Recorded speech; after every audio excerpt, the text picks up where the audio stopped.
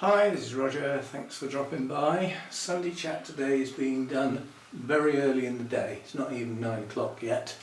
Now I know you all want to see the orchids that I've got, so obviously they'll be left till last, won't they? So first of all, a day out at Wisley, sole purpose of the orchid show, or primary purpose.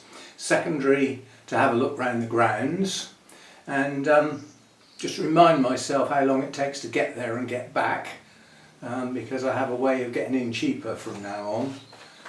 So that's the problem. You can either join the RHS, in which case you get into all their gardens and estates and that free, you know, that's part of your membership, or you pay each time.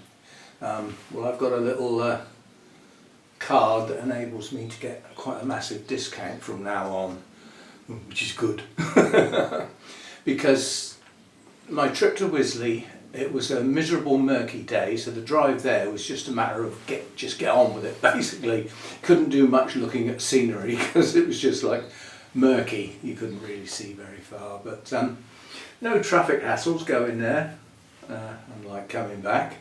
And I got quite close and I saw a sign, services and Wisley 2 miles. Well, I didn't know at the time, I do now, but on weekdays the place that I was going to with the orchid show opens at 10 o'clock, and so do the gardens. But the garden centre and shop, which you can access without going into the gardens, opens at 9, as does the cafeteria, as do the toilets. So getting there early wouldn't be a big deal. Anyway, I know that for next time. So, but I mean, I got there and I had to queue for about 10 minutes until they actually opened the doors at 10, and away I went. And the building that the orchid show's in is called Hilltop. There's a reason for this. I'd forgotten how steep that is getting up there, especially first thing in the morning, you know, running on one coffee. Yeah, I stopped at those services. I had a reasonable coffee. I wouldn't say it was brilliant, but it was reasonable, and a mediocre bacon roll that was okay. You know, it was hot anyway. So that got me there, and the first port of call was to get into the orchid show because it was drizzly. So I just wanted to get indoors. So I did that first. Chatted to lots of people. Bought some plants, chatted some more, met up with people I knew, you know, apart from the traders. Saw several people from my Orchid Society, that was good.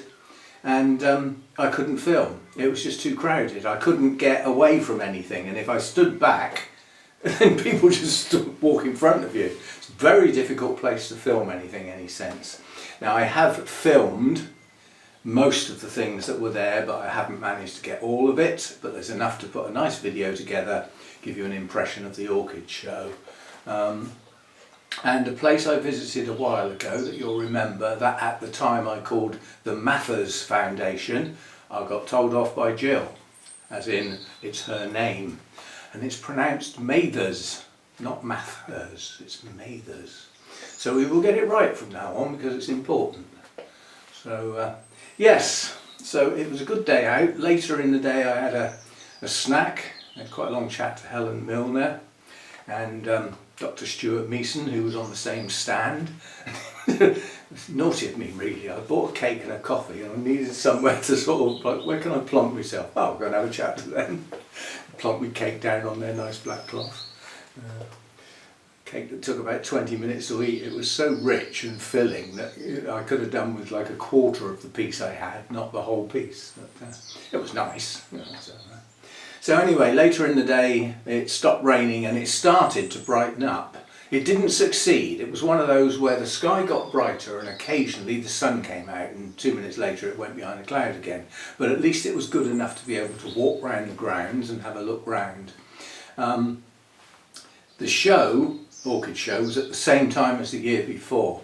The year before, the approach where you go to get into the gardens, there's 2 huge rows of cherry trees and they were in full blossom and they were absolutely stunning. This year they're not even full bud. the buds were swelling but not showing colour. That's how cold our February's been. It's held them back that much. So consequently, one of the things for having a look around the gardens was the spring bulbs and the cherry blossom. The cherry blossom wasn't out yet. And the maples weren't breaking bud yet either, when they should have been. So yeah, that's why it was important for me to find out how much it would be to go again in the future, because I might go again to just spend the day in the gardens, because you need a day. I mean, I had to get a bit of a brisk walk on the flat bits, you know, to see what I wanted to see, and I didn't see everything that I wanted to see. So I might go back again in, say, 3 or 4 weeks' time. The maples will be in leaf, the cherry blossom should be out, some other trees might be coming into leaf. It'll feel different, you know, mid-spring rather than really early spring, so we may do that in the future. Right, what else? Other news and views. Thank yous and stuff, we always do that on a Sunday. Now, it's an exceptionally big thank you this time to everybody who donated via the Buy Me a Coffee, because that made my day totally worry-free. You'll see how worry-free in a minute with the orchids that I came home with. But it meant that I could look at an orchid and think, I really like that, I'll have it. Now, how much does it cost? Whereas in normal circumstances, I'm going around, oh, I'm not paying that. Well, that's too expensive. Huh, that's not even a mature plant. You know, and I'm begrudging looking at the labels with the costs on. Whereas this time I thought, I like it, I'll have it. Have I run out of money yet? No. Right, I'll have another one then. Have I run out of money yet? No. Have another one then.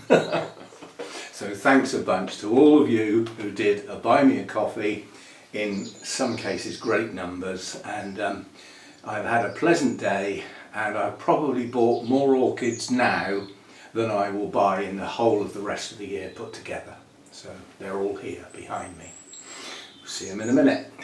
It should be an unbagging ceremony, but it's not, because most of them are hanging out at the top of the bag, so I'll just hold them up and have a chat about them. So that's that. My membership for the channel, we've got 2 new members.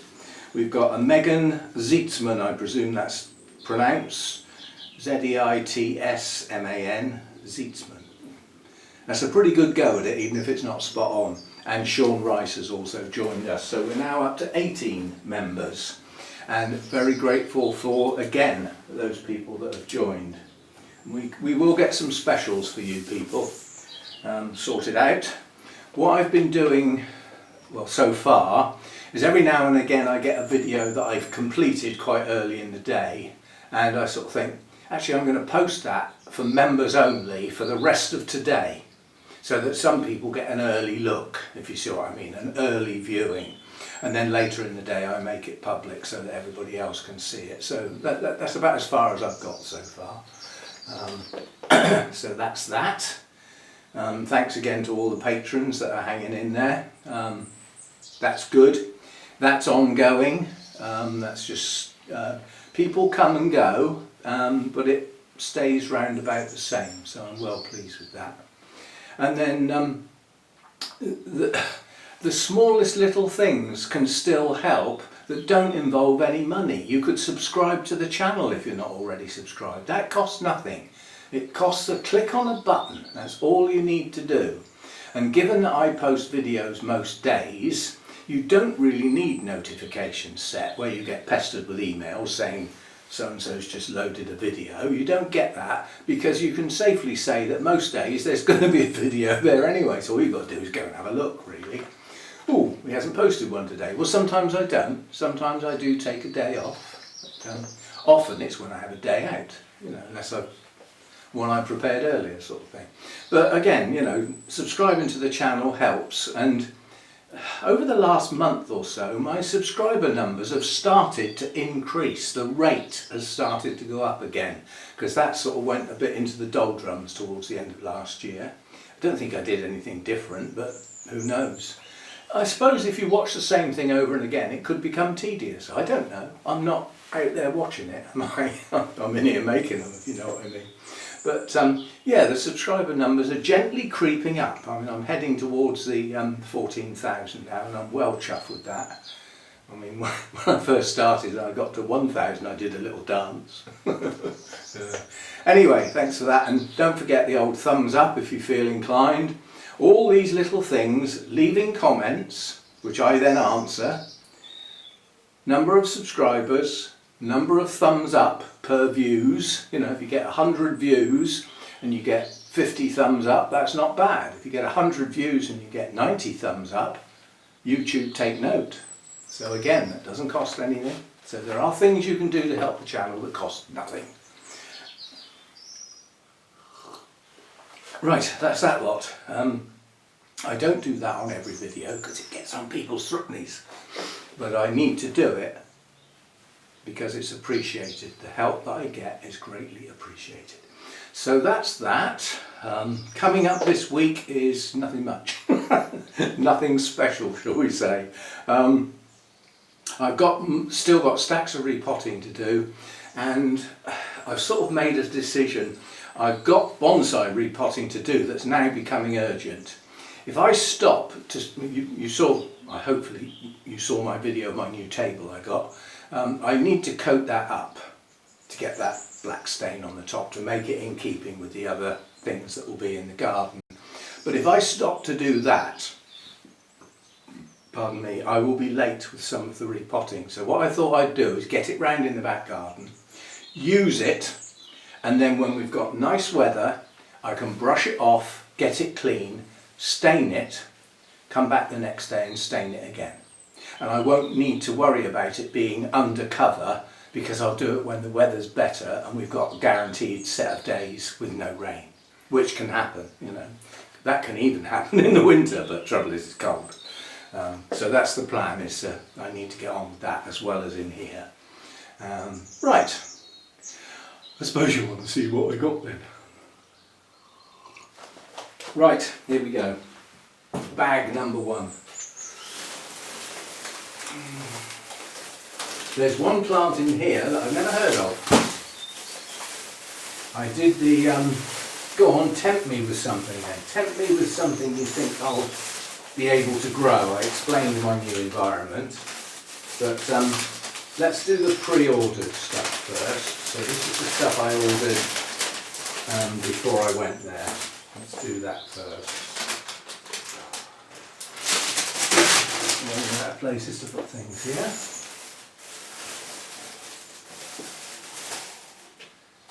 Right, so this is one of my pre-ordered plants. I hope that tag's got a name on it. Otherwise I'm going to have forgotten what it is. Right, now this is Dendrobium Jarek Spider number 570 crossed with Dendrobium discolor, which is a species. Now this is a sort of antelope type. It's a plant that's been grown on from a seedling, so it's not a division. It has a sign of a new growth here, but whether that's going to push on I don't know. It's in this horrible stuff. The guy got it out and showed me, so no pulling the wool over my eyes. It's in that coconut shell, yeah? But there are areas that are outside, the roots are outside of it. Now he said, this is Spice Exotics, and Susanna's other half served me, well at this point he did anyway. Basically what they do to get this coconut shell off is they take strips off. So they take like about a third of it off and then leave some. And what that does is it allows roots to grow away from it that are not getting stuck in it, which is the bad thing, because the roots grow into it and then as it rots and starts to break down and turn acidic, to get it out and release the roots, you really badly damage them, so it's difficult to work with. But you do it a bit at a time, so you do some damage and then some new roots can grow into that space, into your media, and then you go back and have another go next time, sort of thing. So that's not a bad sized plant, not a bad sized plant. Whether we'll get it to bloom in the near future or not remains to be seen. So that's plant number one. And I will get that in a pot because although some of that coconut husk is going to have to stay on the plant, I will take some of it off, and some of it's already been removed, and that's where the new roots are growing. So we can get the new roots straight into my media. So that's that one. None of these are going to stand up any sense, so we'll lie them down. If you lie them down, they can't fall down, can they? That are the theory. Right, what have we got here then? What we've got here then, it got put in a sleeve because it's got a bud, and you didn't want the bud to get damaged. So I'll take it out now we're home. And there's the bud in there. So that's what we're looking forward to. I hope that progresses. And this is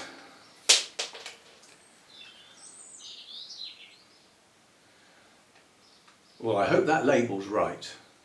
That is Masdevallia cuculata crossed with Masdevallia Hercules, and there's another bud down here. Never heard of it. And it's in moss that looks like it's seen better days, so we might have to work on that straight away. I always worry when I see slug pellets on plants going mouldy, because it means they've been there quite a while, but it also means they were needed. And if they were needed, what's lurking in that pot? Did it do its job? Or have we still got something? That, as a Masdevallia, that is massive. Well, I suppose, you know, a hybrid with something called Hercules, maybe. So we have a giant Masdevallia, and it has, was it 2 buds? Did I see a second one somewhere? Yes, it has 2 buds.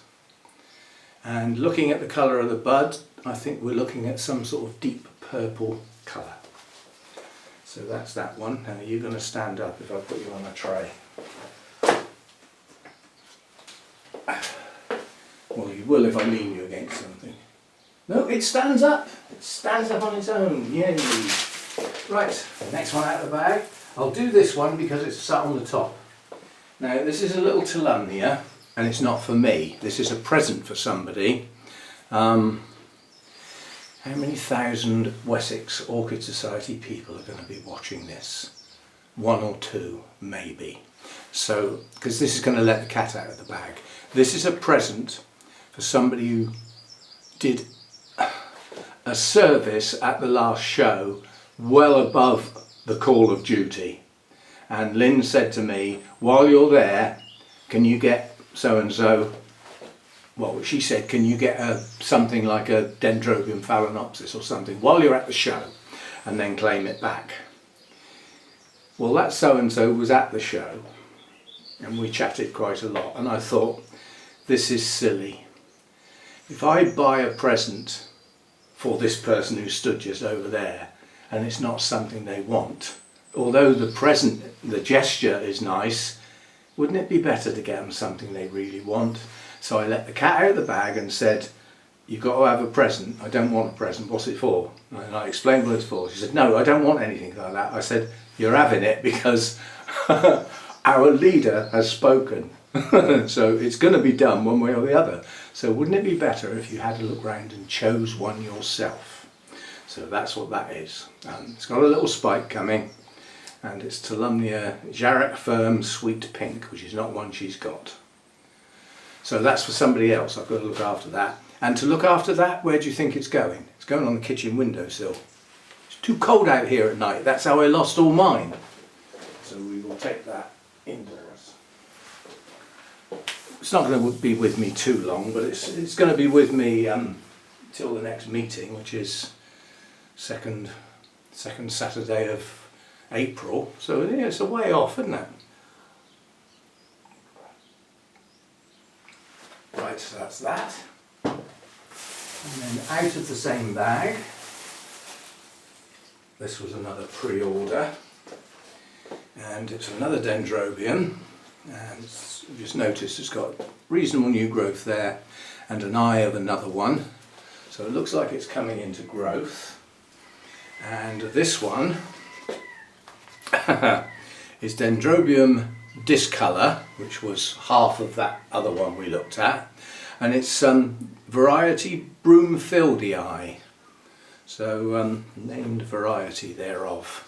Looks like quite a strong plant actually. It's not in that cocoa husk or anything. It looks like it's been put in moss, mainly in moss, and that moss looks very old and tired. And as this is coming into growth now, that will be coming out of there and going into something else. Now again, both of these are antelope type, and my cold winters or cooler winters are not as low as these can tolerate, but they're still lower than they would like. You know, I've got mine set at 15.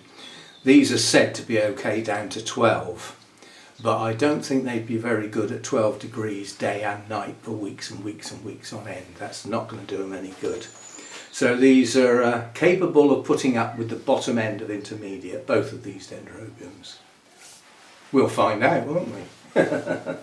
Although they haven't got to last long at these temperatures, because obviously the temperatures are going up now.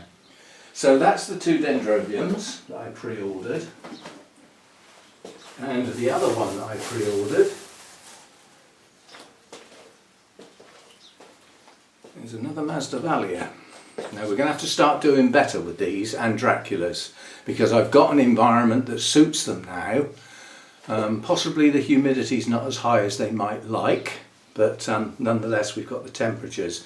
This looks like this has just been plonked in the pot as a division, but we'll see on that. And that's Masdevallia Prince Charming.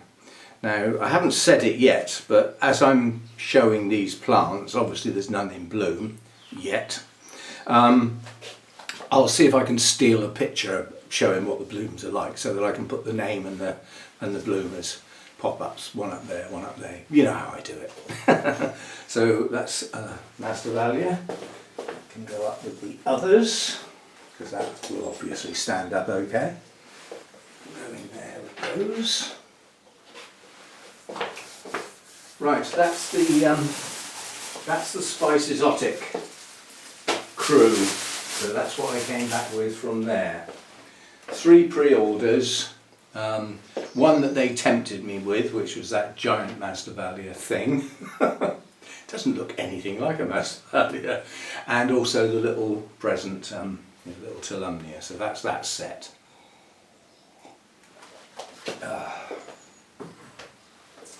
And now something I said I might get and try. And as as far as this country is concerned, this would be classed as the main man for selling these types of plants. And I know him well, I've known him for years, and I've never bought a plant off of him. But there has to be a first time for everything, doesn't there? Can you tell what it is yet? How about that then? I said I wouldn't mind getting another PAF as long as it was multifloral and as long as it wasn't, going to suffer in the temperatures I've got. He is more than happy that this will be okay in my temperatures, and this is Philippinense, and it's the FMA album Charming crossed back with a sibling in Charm. I'll hold that up because that is a bit of a mouthful. So that's as it says on the label, and coming from a specialist grower, that is obviously how that name should be written and, well, not necessarily said. Probably made a big pig's ear of that. But as Paphiopedilums go, I thought that is so delicate. That's so delicate. It's got the twisty little tails, lovely shades of sort of greeny yellows and creams, and multifloral. One of the buds hasn't opened properly yet, so you should be able to tell roughly how long it's going to be in bloom. And it's got a nice pot full of roots. I had a chat to him about repotting and roots, and he said, on the more vigorous ones I've got a rule. 12 times round the pot. So when the root's gone round the pot 12 times, well, I'll get it out now then. But he said use quality media, none of your cheap stuff, use quality media. Make sure it's almost dry before you water it again, especially in cooler temperatures. Don't keep it soggy, don't keep it wet. And when you water it properly, don't muck about. Light feeding relatively frequently. And he said when you do repot it, don't dramatically change the media. So whatever you take it out of, try and put it back in something very similar, then it won't object to the change. So there we go, a Paphiopedilum species. Well, a bit more than a species really, it's a bit of a mouthful actually, isn't it? But it's based on Philippinense anyway, and it's a sort of alba form. There we go, so that's that one, and that came from Taiwan. It's still got the Taiwanese label on it, so relatively recent import possibly. Now that's a shame because I now can't say the seller I got it from because I can't think of what his flipping company's called. I think it's called Elite Orchids. Anyways, Paphiopedilum and Phragmopedium specialist basically. Been on the circuit donkey's years. I had a feeling he was closing down, but he was certainly there this time round. So are you going to stand up, I wonder? You will if I put you in another pot. These manky little cheap foreign pots have never got a flat bottom, they're always wonky. But if you put them in another pot that has got a flat bottom, like that, then they will stand up. So I want that to stand up because I want that where I can see it. So I'm going to put it up there next to my prima donna, as they are similar colours and they're a nice match. So that's that one from that trader, so it's just the one there. Now we have two more. I have a confession to make. When I went to Mather's last time round, I said they don't sell orchids but they may have a few for sale, and they did. And I took one look at the price and I thought I am not paying that. However, this time when I went, I was armed with the ability to come back with some of those orchids, and I thought this is a one-off, do it now. Don't think too much, just do it, because if you think too much you're going to back out. So anyway, I picked one up. This is from Mather's. Chatting to Jim, you know, is this in its 2-year or 3-year cycle, so that I know about repotting and that. And he said, you actually like those sort of colours, do you? I said, yes, that's out of what you've got here. This is what I've picked up because I like it a lot. Just a minute, he said. He went through the curtains, rummage, rummage, rummage, rummage. And he came out with another one, which was a slightly better plant, same age and everything, slightly better plant, slightly different colours. But he said, what about that one? Would you prefer that one? I said, actually, yes, Jim, I think I do. Thanks a bunch. How many more you've got in there? He said, well, we've got a couple, because obviously it would be nice if we've got some to sale, for sale, over the 3 days. And I said, yeah, see what I mean. See what you mean. So I took the one that came out from behind the curtains. Yeah. We've got some out the back sort of thing, you know, it looks both ways. And I was stood there talking to him, holding it, and I said, do you know what, Jim? I'm going to have the other one as well. So I bought 2. Now I will show you what I got. First of all, we'll get the one out that I chose initially. And this is not going to be easy because they got dropped in the bag and the bag is really deep and I don't want to mess the bag up because it's a good one. So I'm going to have to get my hand right down in and get that one out. And you're not seeing that one yet because that's the second one. And then this is the, don't you fall over, and then this is the first one. Oh. Right, the big reveal. These aren't sellotaped or anything, they're just gently wrapped.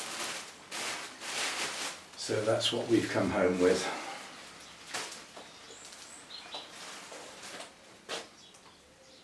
What do you think?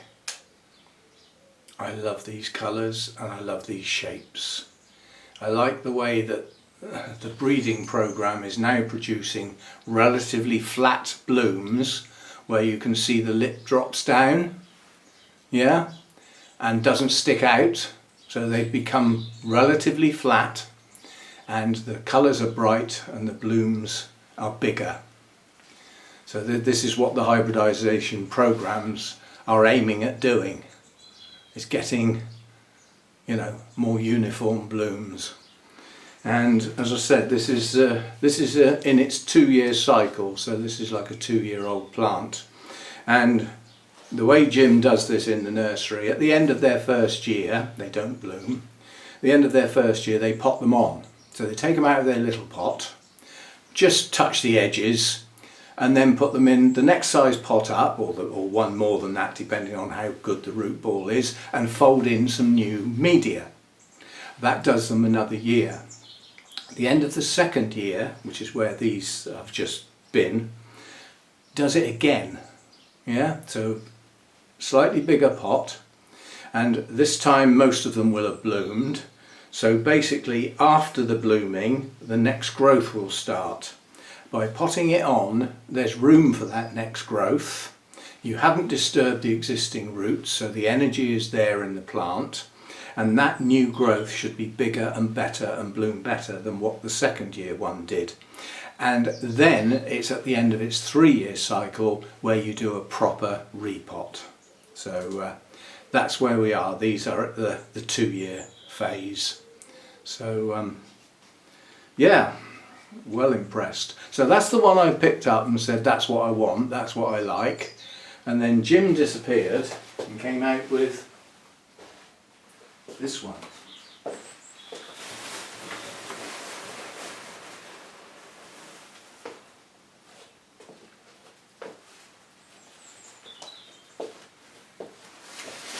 So this was the one that came from behind the curtain. It's a bigger, stronger plant.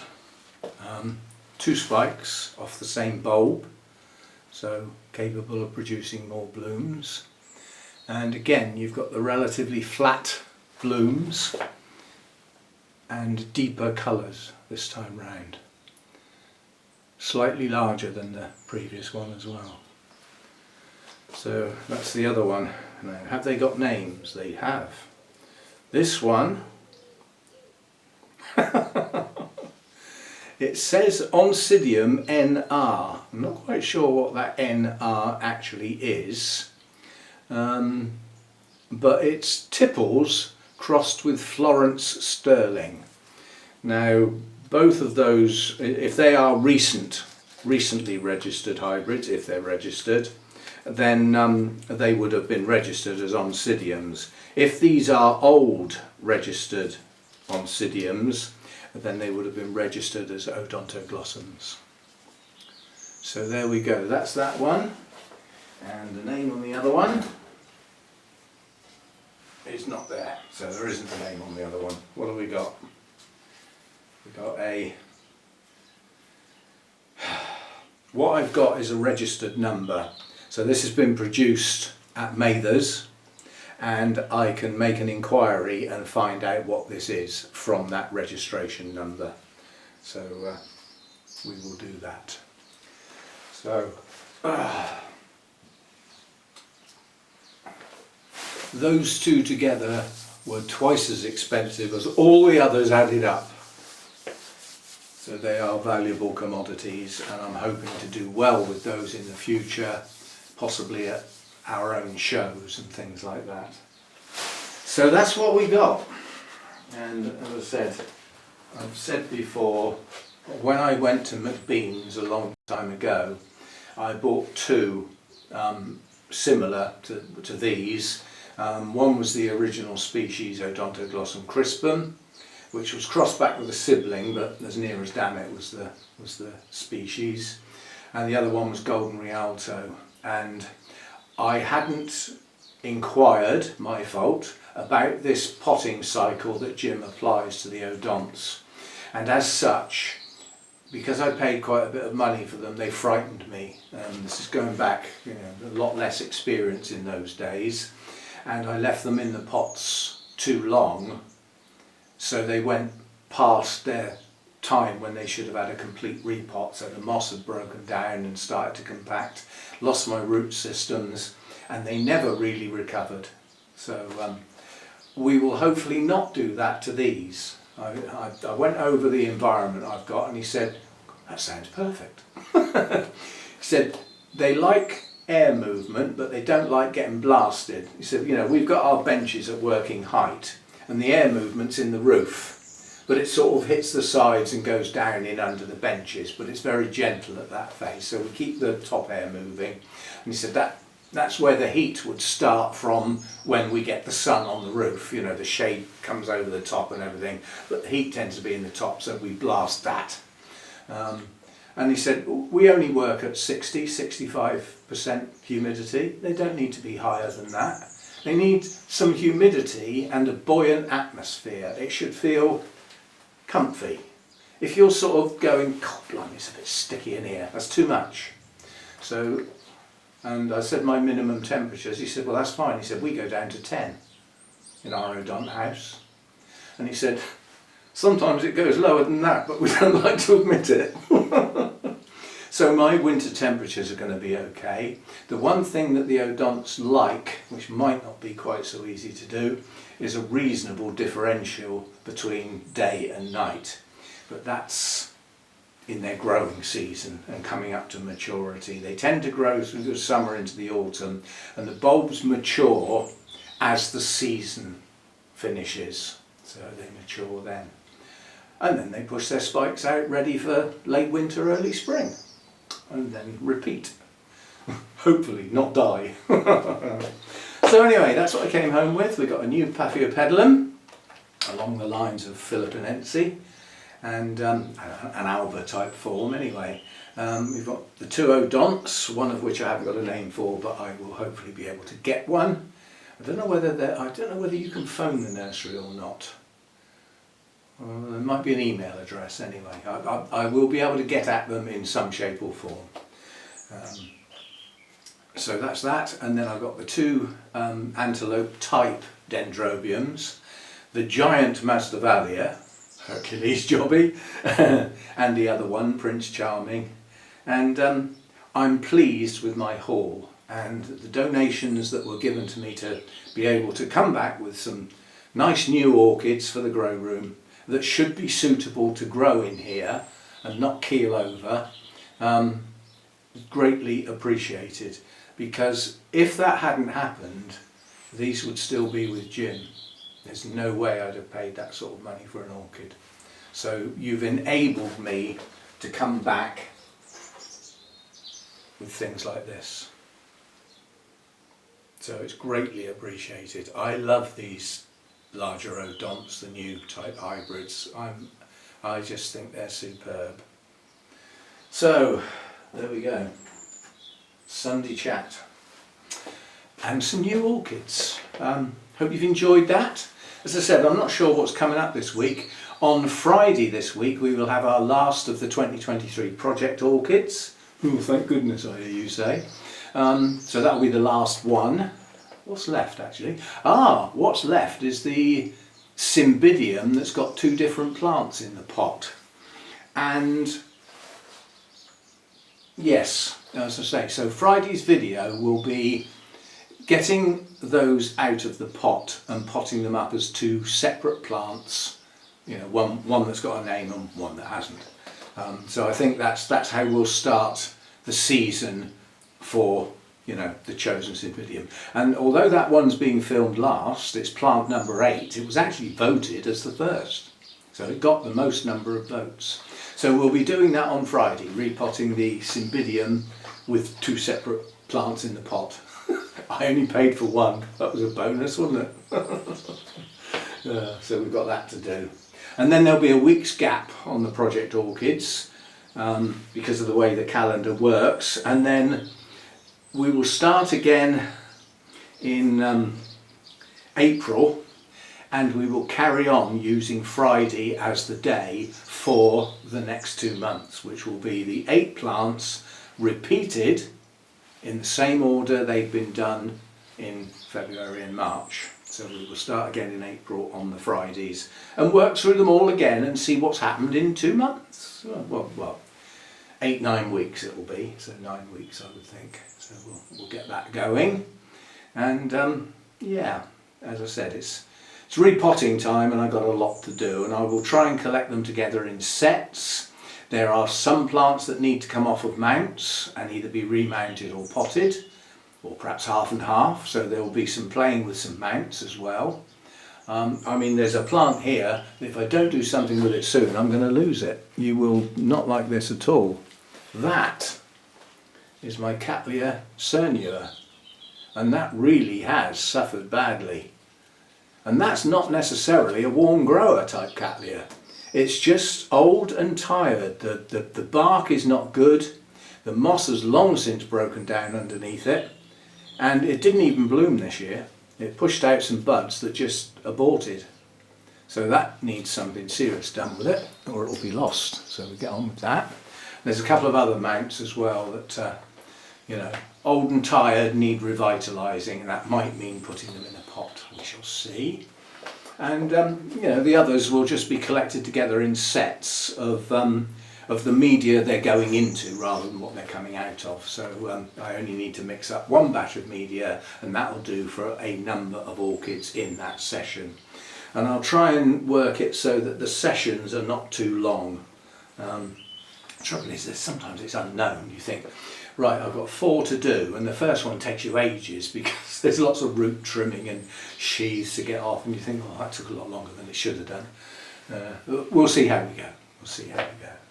And as I said, going on in the background now, my Japanese maple, Acer palmatum de shoujo, I can see red on it. The buds are pushing. That needs repotting now.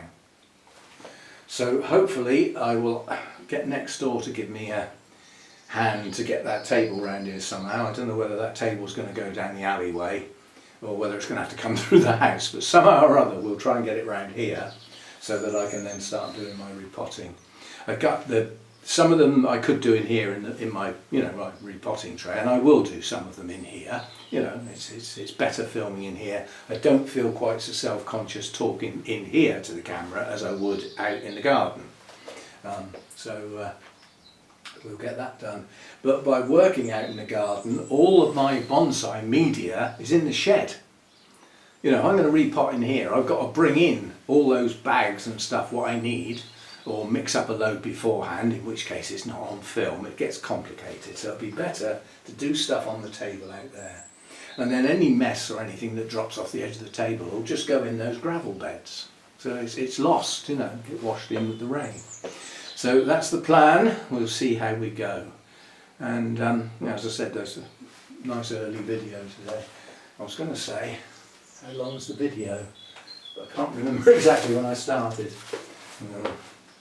Well, it says on the camera, doesn't it? It says 43 minutes, it says. That's already 10 minutes too long. Anyway, carrying on talking makes it even longer. So thanks for your time today, especially if you've watched right through to the end.